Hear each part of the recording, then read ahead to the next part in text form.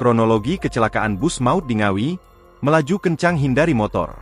Detik-detik mengerikan diungkap oleh para penumpang bus Miranopol S7818AS, yang menjadi korban kecelakaan di Jalan Raya Ngawi Solo, Jumat, 23 Agustus 2024, sekitar pukul 17.30 waktu Indonesia Barat.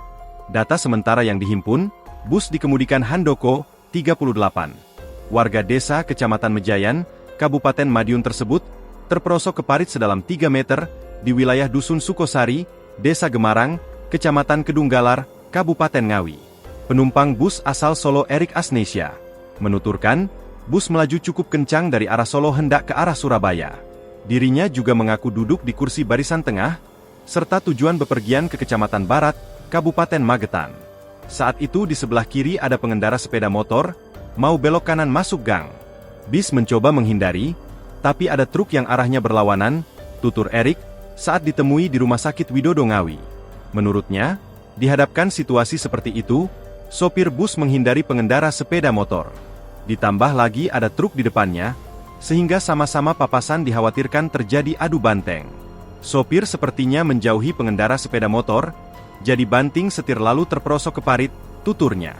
Setelah terperosok ke parit, lanjut Erik, kernet langsung tewas terjepit. Alhasil, penumpang jadi panik, berusaha menyelamatkan diri. Ada penumpang yang pingsan.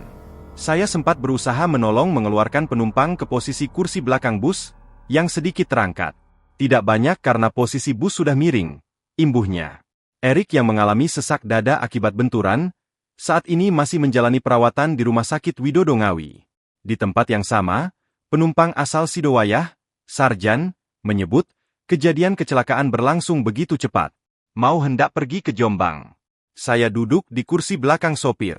Tahu-tahu bus masuk ke parit, tandasnya. Download Tribun X sekarang.